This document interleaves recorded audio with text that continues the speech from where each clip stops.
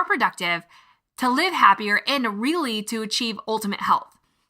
Now, I get you. I know this sounds like it could be overwhelming or just another thing you have to do, but I promise, once you hear all the facts behind cycle syncing and what it can do for you, I think you're going to want to try it out.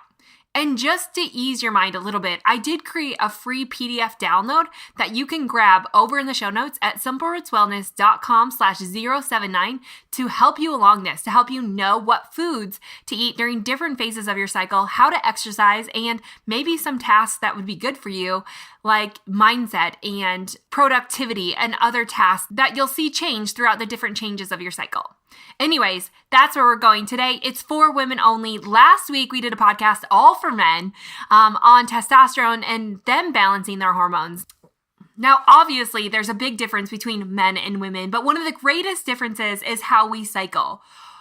Like you learned last week, if you listened, which I assume that a lot of women did listen to last week's podcast just to learn more, is that men are generally thought to cycle off a 24-hour cycle. Now, there's some controversy there whether they actually go through a monthly cycle just like women, but in general, they're more day in and day out based, where a woman cycles off a 28-day cycle. So there's huge fluctuations within the month, which we know about, we see, we experience. That's what makes us so different. And if we go back to the research and some of the last podcasts I talked about the 5 differences between men and women, we see that there's this huge gender gap that's happening in clinical trials. But if we really break down the women's hormonal flow, what it does for the body and just hormones in general, male or female, we can see there's a huge difference between having 4 phases of hormonal cycling versus 1, right? And so when we do all these clinical trials, and I'm on a little soapbox here, so just bear with me. When we do all these clinical trials just on men, it might affect women so much differently. And that's what we're going to talk about, like maybe why some of the fitness trends and health trends to date haven't been working. And it's simply because they've been tested on men, not necessarily women, and we function so much differently. This podcast is really to help you break the cycle of fighting your body every step of the way and learn how you can work with your body, how you can listen to your body, and ultimately feel good in that. So today is all on cycle syncing, what your 4 phases mean, what that means for how you eat, how you exercise, how you live your life, and the best way to start cycle syncing. So you're going to want to stay tuned for this, but before we get to the show, don't forget to head to the show notes at simplerootswellness.com/079 to get more information and that free download that's going to help you start cycle syncing today.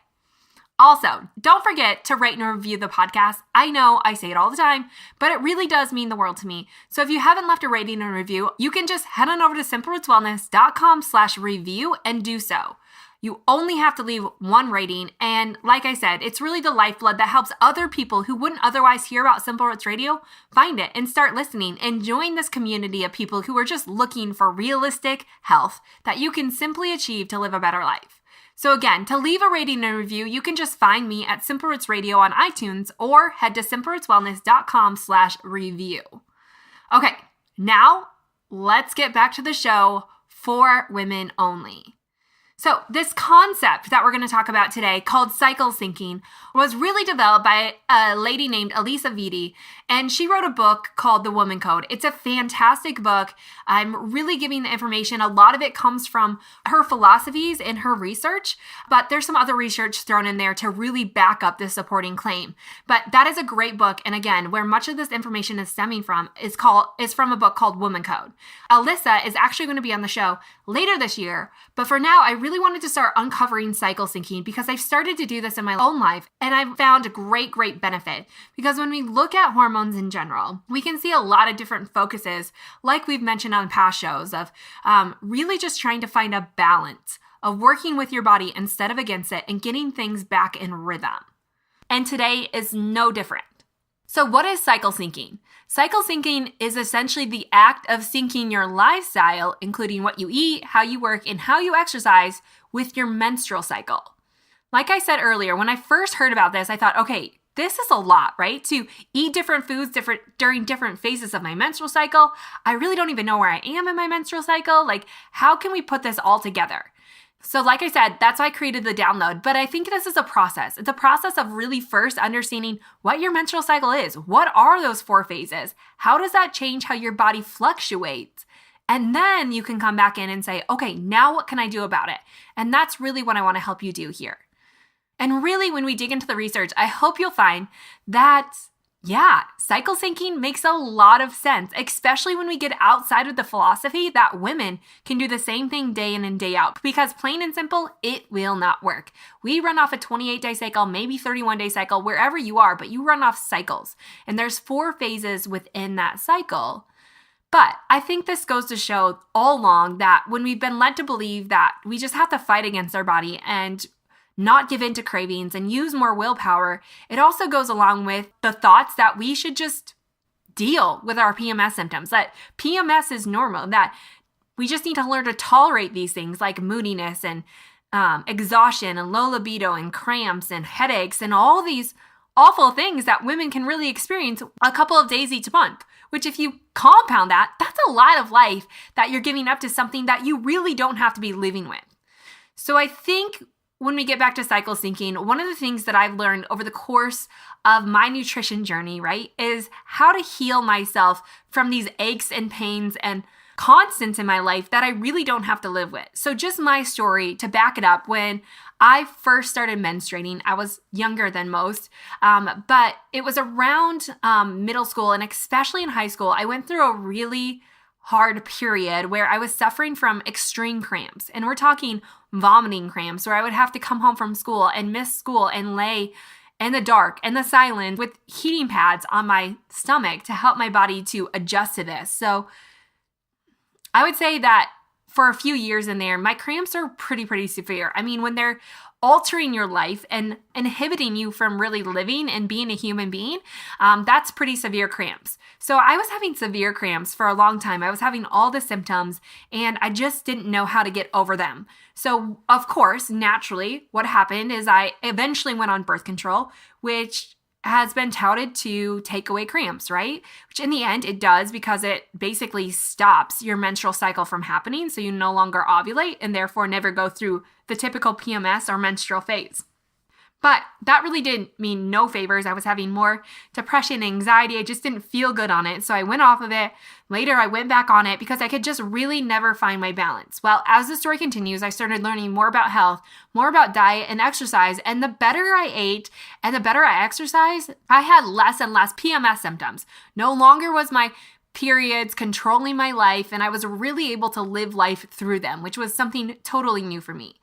And if we continue even further, throughout the last few years, I really have gotten myself to a point where I don't even notice when I'm menstruating anymore. Of course, I have lack of energy, which we're going to talk about, which is really common in all of this. But at the end of the day, I don't feel cramps. I don't get headaches. I don't necessarily get as moody. Now, my husband might argue that, but I don't tend to feel PMS-y, if that makes sense. So my story with cramps is I suffered and I thought that was normal. And I thought the only way to do that was to mask it with birth control and to really stop myself from cycling altogether. But at the end of the day, what I've learned is that diet, exercise, mindset, how we live our life has a huge impact on our menstrual cycle, and that we don't have to suffer. Like if you're suffering from some kind of hormonal symptom like PMS or moodiness or low libido or skin issues, all these things, right? Cramping, whatever it is, that's all showing that you have some kind of hormonal imbalance, and there are plenty of things that we can be doing. And I hope that's what you're finding here. Anyways, so again, just to clearly state, hormones essentially behave like messengers inside our body. They carry information and instructions from one group of cells to the other. And these messengers obviously influence a lot of things. So again, it makes sense that when one hormone dominates another, like we see in hormonal imbalance, or your hormones are out of whack, we experience some physical and mental side effects, right? So if we look at fixing our hormones, then we can understand that when our hormones are working together and not against each other or compensating for one another, we can actually feel balanced and centered, whole, and healthy. And I know that's a far-reaching thing because maybe you've suffered from PMS symptoms for so long that you don't even think it's possible, but we really can pull through the other side. And that's what cycle syncing is all about. It's essentially making you slow down and listen to your body, listen and understand what it needs, because it knows. It knows better than what we know. We have to stop working against it and really just start working with it. Because your cravings are telling you something, how you feel, your energy, your metabolism, it's all telling your story but yet it's easier to believe the other story. So today, I'm going to try and encourage you to listen to the story of your body and nothing else. Okay, so when we break down our phases, again, women have 4 different phases inside their menstrual cycle, and these phases signal a different fluctuation in hormones like estrogen, testosterone, progesterone, insulin, and even cortisol.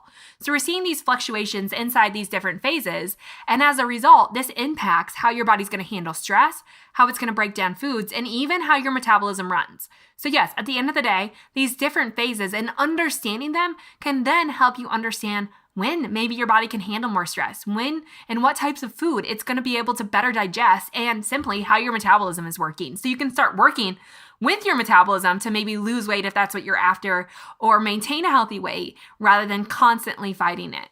When cycle syncing is done correctly, you will feel energized, happy, and focused all month long, just in different directions. But really, we don't need science to prove this, right? We know that when we eat right, when we're in balance, we can feel that.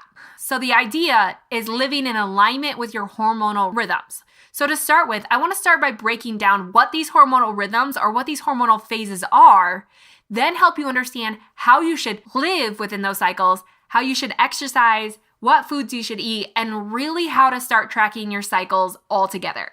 So we're going to start by breaking down what the 4 phases of our cycle are and really understanding them. So we're going to start with phase 1.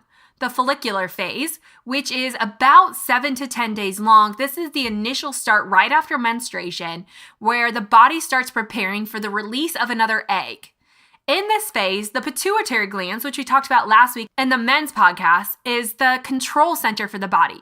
So it starts signaling that follicle stimulating hormone to be released to tell the ovaries to prepare for the release of another egg. So again, the pituitary gland stimulates a hormone to tell the ovaries to start preparing for the release of an egg. In this phase, several follicles start to swell inside your ovaries, and progesterone and estrogen, the 2 hormones that play the most significant role in a woman's physical and emotional feelings, are at their lowest point. In this follicular phase, or this first phase, what you might notice is that your physical energy is really high. You're generally more outgoing, you're more social in this phase. This is a really great time for people to be creative, to brainstorm, to teamwork, to network, and experiment with new activities. Your mind is sharp, you're ready to go, you're feeling good, and you have a lot of energy. Also in this phase, when progesterone and estrogen are lower, this means that testosterone tends to be a little bit more naturally dominant. And testosterone is obviously going to stimulate your libido. It's also going to help your skin to look and feel better, and it pushes you to be more extroverted. On top of that, it helps to suppress your appetite, which makes you feel lighter and less weighed down. So really, in the follicular phase is when most women feel their best. Now, this is going to relate over into how we eat and how we exercise later on, but just know that. So the follicular phase is the first phase, generally when women are feeling their best, looking their best, and have the most energy. Then we move into the ovulatory phase, which is a much shorter phase, one of the shortest phases of menstruation, and it's only 3 to 4 days long. Here, obviously, the body is releasing an egg from the ovary, and we experience a spike in the hormones, follicle-stimulating hormone and luteinizing hormone, while at the same time, estrogen starts increasing, and estrogen's role is to help prepare the uterine lining for conception. So estrogen's on the rise, testosterone drops a little bit, and even at some points during this phase, some women can actually feel the release of an egg. It might feel like pelvic pain or twinges. Some women experience headaches, bloating, and maybe cravings start to come into the picture. And this has to do with just that big switch in estrogen and testosterone. However, communication centers of the brain are really sharp during this time, and that can be used to our advantage. So it's a perfect time for writing clearly, presenting important information to others, and many women experience a heightened sense of vision, smell, and taste, and find it easy to verbalize your thoughts and feelings. So we tend to be more heightened in this area.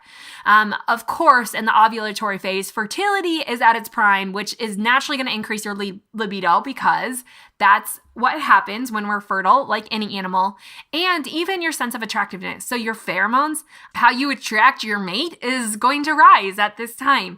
And so some like to believe that the ovulatory phase is when women are at their prime beauty, and that cycles month to month. So maybe you're glowing a little bit more. I'm not sure what that looks like, but that's the ovulatory phase. Then we go into luteal phase, which is a long phase. It's our longest phase, which is about 10 to 14 days. And this corpus luteum phase is the point between ovulation and menstruation. So once you've ovulated, but before you start menstruating, is this luteal phase. And this is where the follicle from which the egg bursts grows on the surface of the ovary, causing it to produce progesterone. So progesterone is going to start rising, and this is going to signal the body to keep the uterine lining intact. And it also signals to the pituitary gland to stop sending follicle-stimulating hormone and luteinizing hormone. Basically, progesterone starts preparing the uterine lining and also telling the pituitary, like, hey, we have a good egg. We don't need you to keep sending it out. So again, this is going to ensure that only one egg is released at a time. In this phase, as well as progesterone rising, estrogen also continues to rise to its highest point.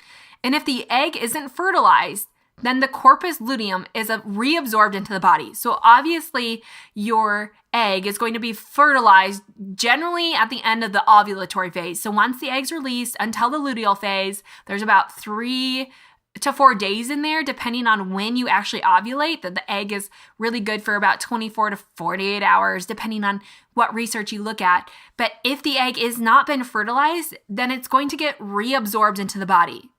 And if this reabsorption happens, then progesterone production halts, and this results in menstruation. So in this luteal phase, there's a lot going on, right? The egg has been released, it's waiting for conception, it's preparing the uterine lining, it's signaling to the pituitary like, hey, we have a good egg, don't send anything else. And at the same time, if it's not fertilized, then this reabsorption in the body has to take place. So in this phase, what women generally notice is a lot less energy. In fact, most women experience their lowest energy in this phase, and you often feel more introverted. PMS symptoms especially start to appear during the last half of the phase. Some like to break up the luteal phase into 2 weeks. So week 1, you tend to have a little bit more energy. You're still able to handle more stress load. You're not having a lack of energy yet, but during week 2, you're going to start to notice the PMS symptoms start to appear.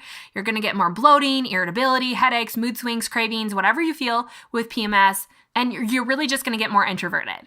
So during this time, it can be really essential for women to choose more solitary activities. You tend to have less of a desire to socialize and go out with others, and instead you find things like reading and writing, taking long baths. We also see a lot of nesting happening in this phase, so cooking, cleaning, organizing all seem to me more appealing. You're going to see this huge shift, and not only just in your energy, but also your libido, because essentially estrogen and progesterone at their peak, which makes testosterone drop greatly, which also makes your sex drive drop significantly. So that's phase 3. Phase 4 is the menstrual phase. This is anywhere from 3 to 7 days, depending on the person. And this, of course, last phase marks the arrival of our periods. In this phase, progesterone drops due to the corpus luteum disappearing. So due to that egg being reabsorbed into the body, it triggers the shedding of the uterine lining. And again, the estrogen is going to peak and drop once again, which starts the next cycle. So your next cycle, the end of menstruation, is signaled by a drop in estrogen, which sends testosterone back up, and it starts the whole process all over again. Of course, in the menstrual phase, this is where women experience bleeding, but you can also experience the possible backache, fatigue, cravings, and all the PMS symptoms as well. Now, interestingly, in this phase, the right and left hemispheres of our brains are communicating most strongly, helping us to clearly assess and make decisions. So it's a great time to problem solve or make big life decisions. It's also a time when our brains are thinking most clearly, so journaling can be great.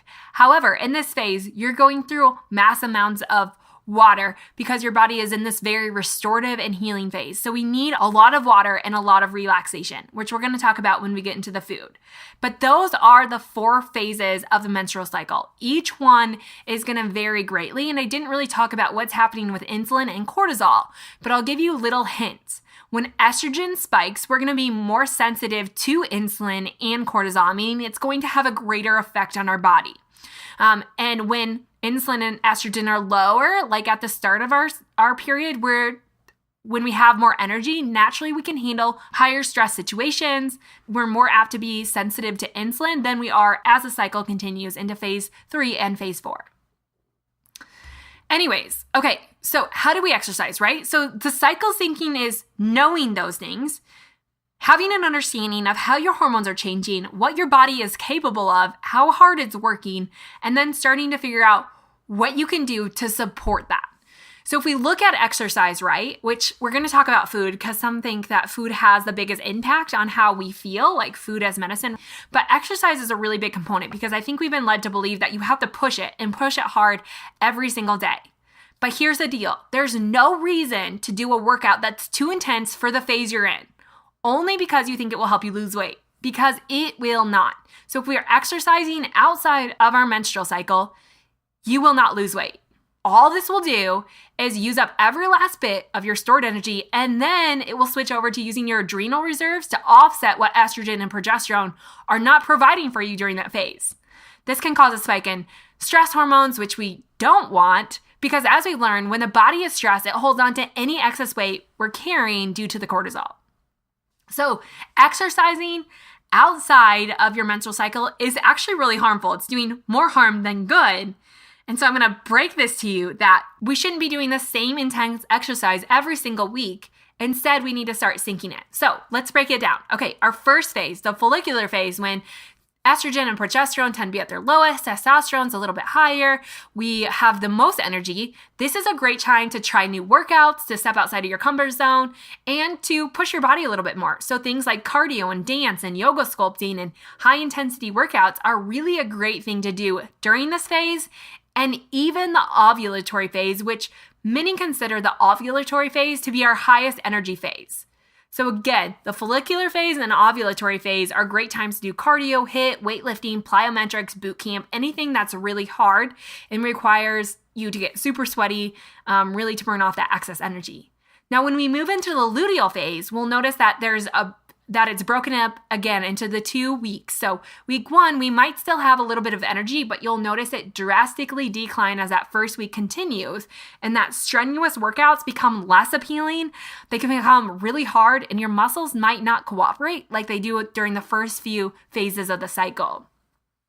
So in the luteal phase, it's best to start scaling back maybe to more core-focused workouts like Pilates and yoga, mat work, body-resistant exercise. Now, it's not just to say we shouldn't work out. It's to say, okay, let's slow it down a little bit, let's tune it in, and let's not push our body to extremes, because in the luteal phase, our body can handle less stress. Remember, it's going through a lot of processes in this phase, even the reabsorption of the egg, all the progesterone and estrogen, making us really sensitive to excess stress. So if you're gonna push it, essentially, in this phase, you're really going to do more harm than good. You're going to cause excess stress load, which is going to cause excess fat production and really work against your body. So you're going to feel better if you tone it back, and your body's going to respond better. I know that can be a really hard concept, but it's really, really important. So that's important in the luteal phase. In the menstrual phase, so when you're actually menstruating, this is the perfect time to rest and recover, do soothing, restorative activities, which is going to help flush that cortisol, help your body to heal and rejuvenate. It's a lot of work when your body's menstruating. And a lot of times, I don't think we give it the credit that it deserves. So to prevent massive hormonal fluctuations, it's really best to rest and recover during the menstrual phase, especially the first few days of it. So maybe you take a nap, or you do sauna sessions, or you just walk. Low energy activity is going to be ideal.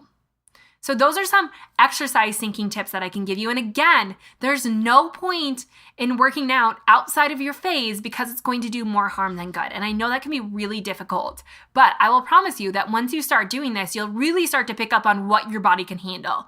I know for me now, when I'm menstruating, I used to just push through it, right? But now I know I feel so much better, and like I can actually conquer the day if I just do sauna sessions then, or if I just go out for a walk rather than push myself. Okay, now when we move into food, right? Food has the same impact. So during the different phases, our body actually requires different things. So remember those hormones in our pituitary gland and our thyroid, it's all stimulating metabolism, so homeostasis. And in order to do that, we have to have the right nutrient flow. Again, if we're doing the same thing day in and day out, we often aren't providing the right nutrients that our body needs to support the hormonal flow that's happening at that time. So cycle syncing with your food is probably the most important component of this, although it also can be the most overwhelming. That's why I'm going to help you break it down in that downloadable guide. But just to start with, no matter what phase you're in, the most important thing you could do is to have warm lemon water to help awaken your body and your digestive system first thing in the morning. So every single morning before you do anything, just have a little glass of warm lemon water. It doesn't have to be hot, just like lukewarm water, maybe with a little lemon or citrus juice in it to help wake up that digestive system. Talked about in the previous podcast, maybe one of the most important things we could do for our health. Okay, so once you have that, then we can start breaking our food into the different phases. So generally in the follicular phase, again, when testosterone is highest, estrogen and progesterone at our lowest, we need to focus more on our light foods, like fresh and vibrant foods. Avocados are great here, and all of these foods really are used to help you stay energized. So think like fresh veggies, salads, lightly steamed veggies, lentils, citrus fruits, vinegar-based dressings, dairy-free yogurt. So we like to see like a lot of light, fresh foods in this phase. Again, our body tends to feel energized based on these foods. Then if we move into the ovulatory phase, another phase where we see high energy, we can find that our body likes a lot of raw vegetables, maybe lightly steamed veggies like asparagus and Brussels sprouts. Again, you'll have more energy during this phase, so easy on the carbs. Like you don't need carbs to sustain your energy. Your body has plenty of energy. And in fact, it's going to do better without the carbs. And focus on grains like quinoa and red lentils, maybe sunflower seeds and sesame seeds, figs, coconut, apricot, raspberries, strawberries. And even fresh juice is a great thing. So during the first two phases, we see a lot of fresh foods, a lot of fresh fruits and vegetables, like light foods. Then as we move into the luteal phase, where our body works a little bit more intensely, we start to see more of the comfort foods, more of the dense foods. So our body really, when we're in that luteal phase, it needs a lot of B vitamins and calcium and magnesium and fiber to do all of those processes of releasing the egg and reabsorbing the egg or fertilizing the egg. And so here, our body's going to do best on complex carbs, so like roasted or baked sweet potatoes, brown rice, onions, garlic, roasted squash, apples and nut butters, pears, peaches, dates, raisins. I think of this luteal phase more as like the fall phase. So I've kind of broken them up based on seasons. So I think about the follicular phase as being the summer phase, right? It's fresh, it's vibrant, like there's so much going on. The ovulatory phase is the spring phase where you have like asparagus and quinoa and sunflower seeds and raspberries and strawberries. And then the luteal phase is more the fall foods where it's a little bit denser, a little bit of the root vegetables are coming in, apples, those seasonal foods. And then the menstrual phase tends to be more of our winter foods. So focusing more on like the low glycemic, water-rich fruits and vegetables, helping to remineralize and restore the blood.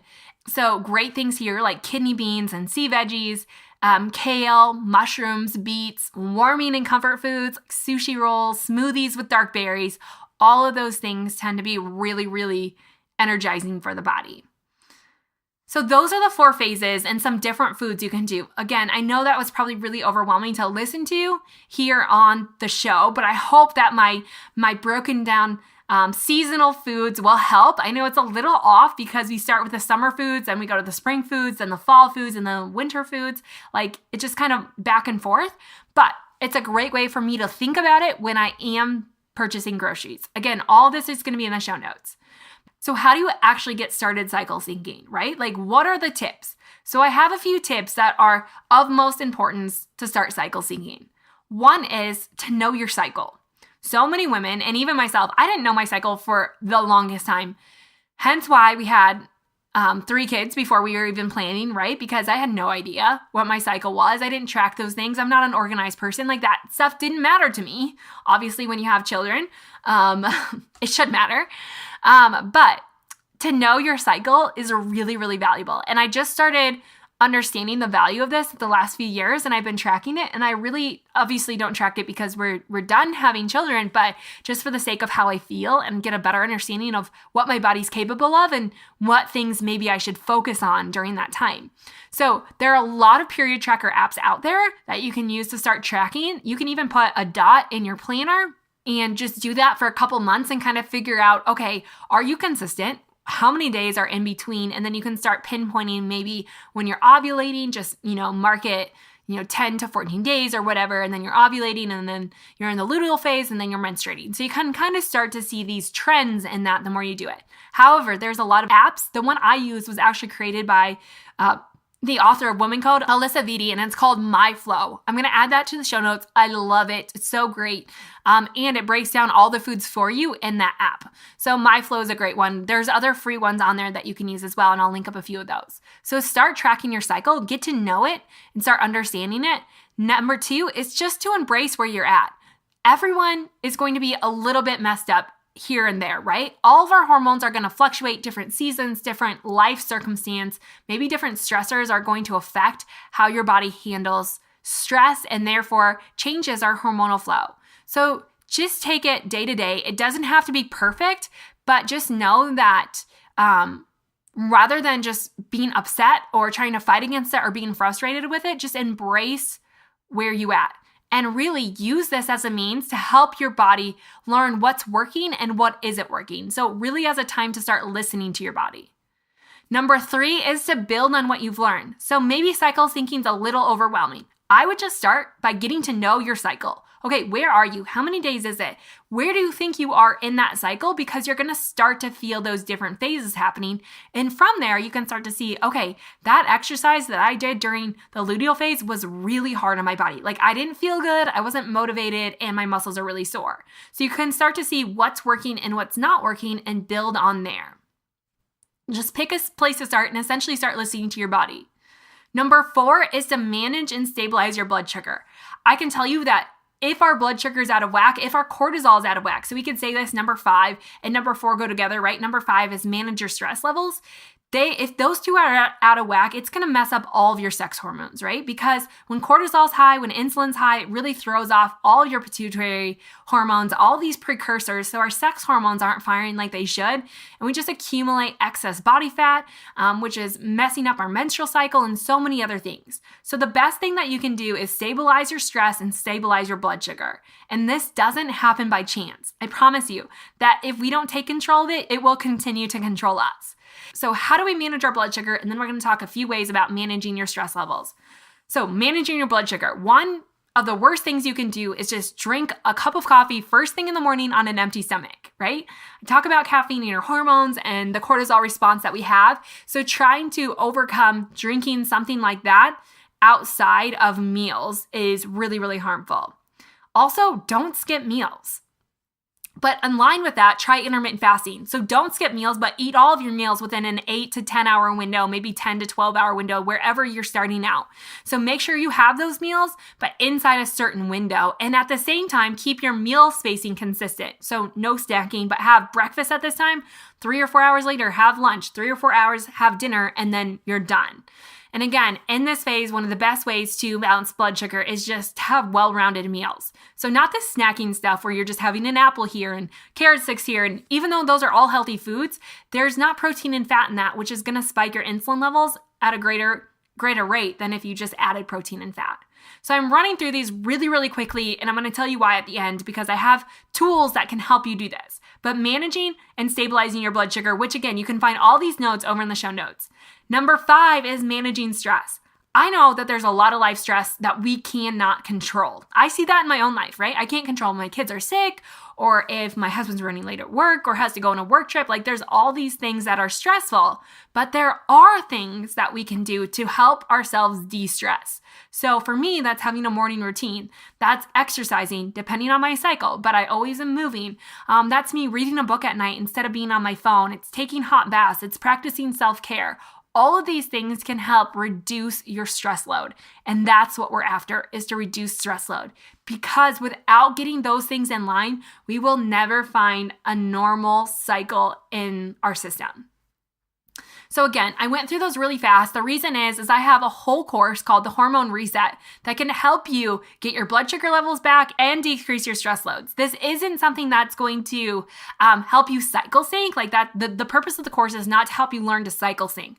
I have a free download that's going to help you do that. The purpose of this is to help you get your cycles back based on reducing your blood sugar levels and your stress levels. So it's going to help balance those hormones and this quick reset by getting rid of toxins, by getting rid of life stress, helping you focus on nourishing whole foods and really how to do all that. So all these practices I ran through really, really fast, you can find in the hormone reset, which again, I have all the information in the show notes at simplerootswellness.com/079. Again, I love this program. I have so much good feedback from the course, but be your own judge. I think you're going to love it. And if you're struggling with your cycle and with your cycle being way off, I promise that you are going to love the hormone reset.